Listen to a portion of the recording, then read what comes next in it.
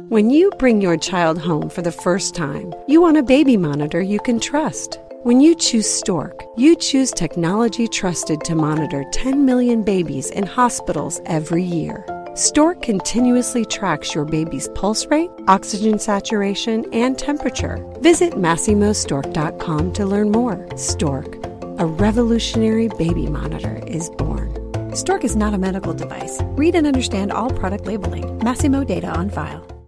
Moms and dads, I bet you can relate to this email. Kirk, my son is just like the kids you described in your podcast. He comes home feeling defeated after school, feeling like he isn't smart. But I got him Crunch Labs and he loves it. Building the new toy and watching Mark Rober makes him feel smart. And then he explains, talking a million miles a minute, like our kids do, all the cool science facts he's learned. It's like I get my real kid back when he's building his Crunch Labs toy. And that is exactly why I was so psyched when my niece first told me how her son loves Crunch Lab. Confession, this is the one sponsor I wanted more than any other because it's such a perfect fit for our kids. So go to crunchlabs.com/calm and you'll see why. Crunch Labs is a STEM monthly subscription build box for kids. Your kids get a really fun toy in the mail every month. And what kid doesn't love that? And then they put it together by watching a step-by-step video from former NASA engineer Mark Rober, where he teaches all the cool physics that make the toy work. Mark's passion is helping kids think like engineers. And this helps your kids develop resilience and problem-solving skills while having a ton of fun. Get your kids something they will actually love, use, and look forward to getting all throughout the coming year. Build your child's confidence now. Visit crunchlabs.com/calm and get your kids Crunch Labs today. Hey everyone, this is Kirk Martin, founder of Celebrate Calm. Hey, wanted to go back to basics today. So I got this great email from a really sweet couple, and it was about controlling yourself.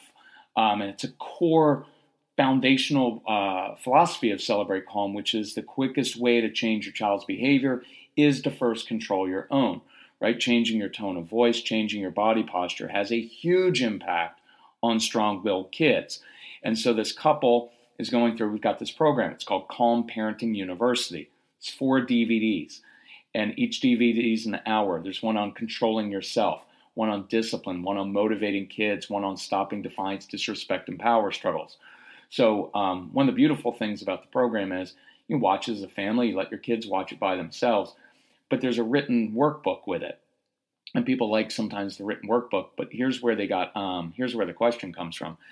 After each DVD, there's a little discussion guide.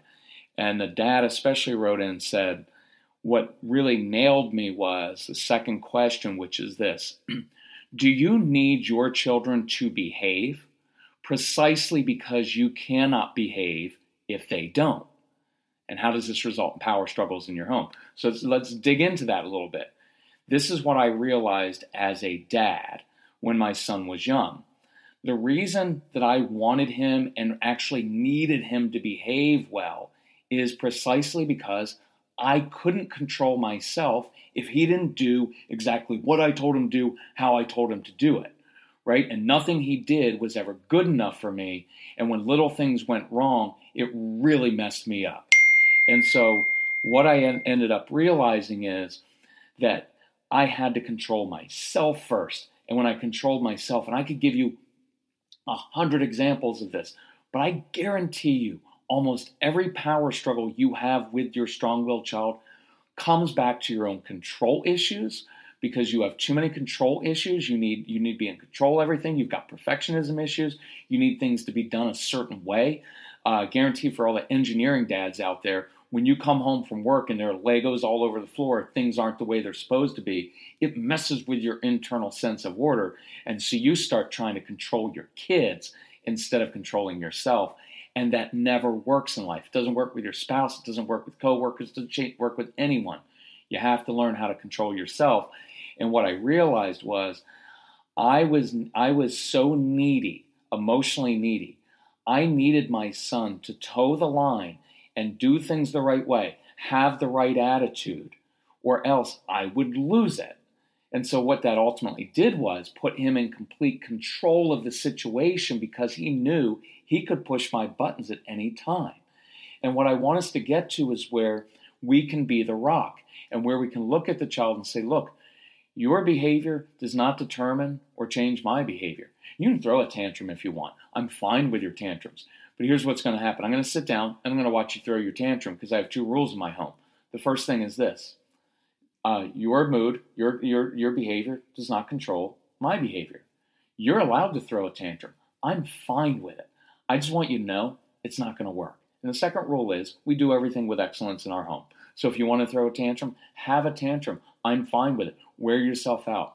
But it's never going to change me and my decision because your mood does not determine or change my mood. Now look, when you can get to that place, a lot of these power struggles will go away. It really doesn't have that much to do with your kids. It has everything to do with you. And you're the only person in life that you can control. So this can be a very, very powerful thing.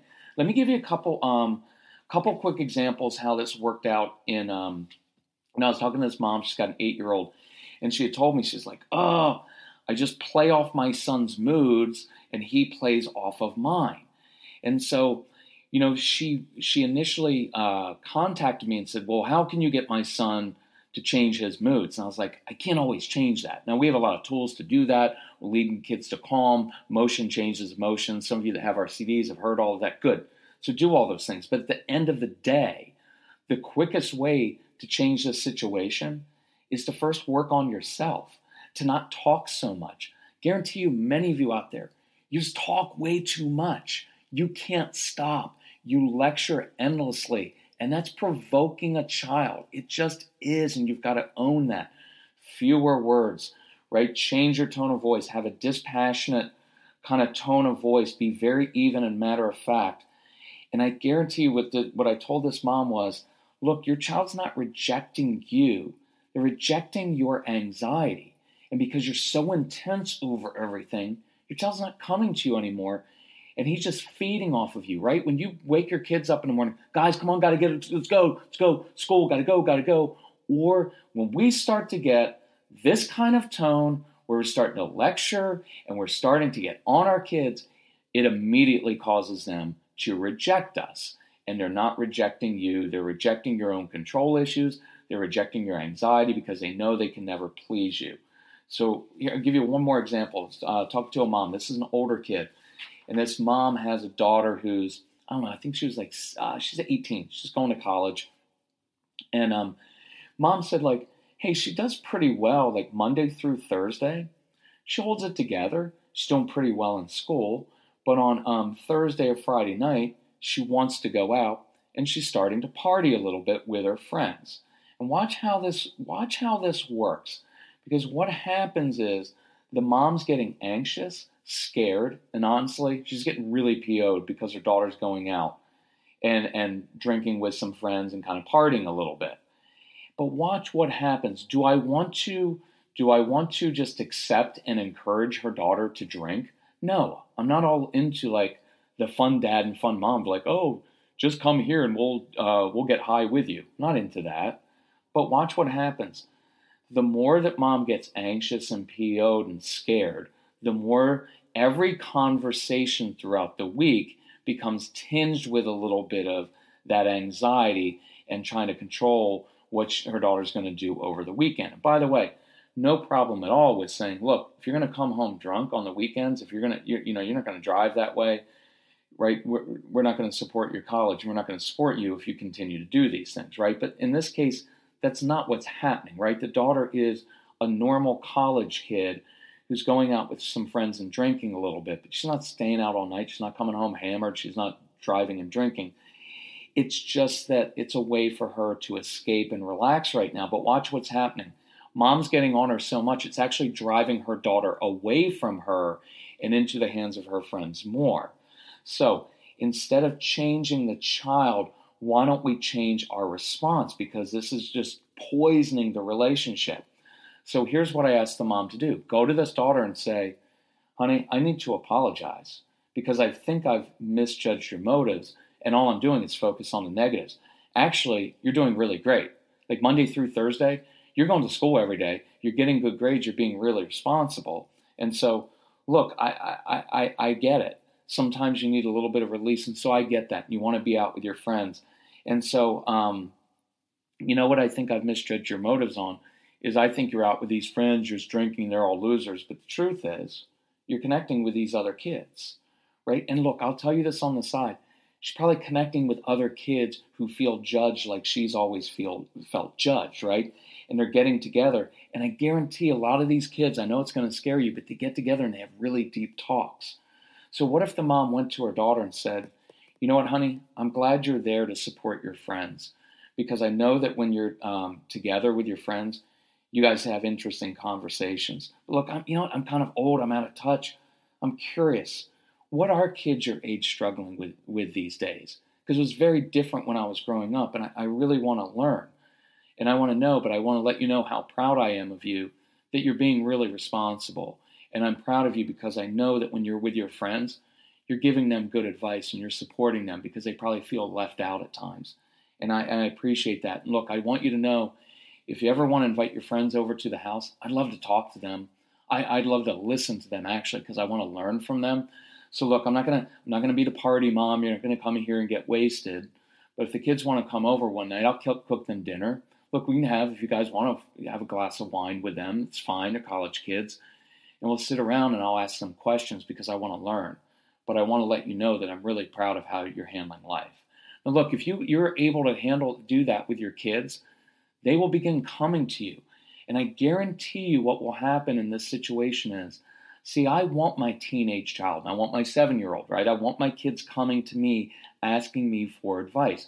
But if I'm always hounding them and lecturing them and nothing's ever good enough and there's this anxiety, watch, because our anxiety sends this message. I don't trust you to make good decisions, so I need to lecture you and micromanage you and be over on you all the time.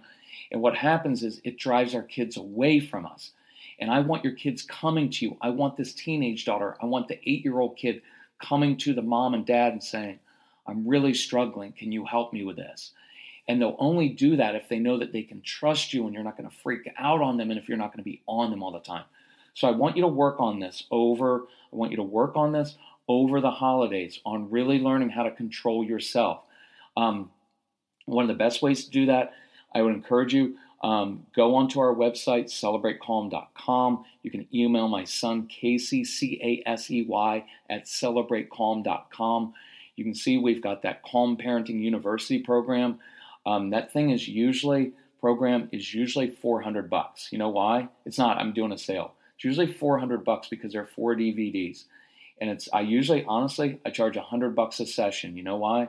Because if I can teach you how to discipline your kids so that they actually get things, do things the first time, if I can help motivate your kids and get your kids to stop the defiance and get you to control yourself and break generational patterns, it's worth it.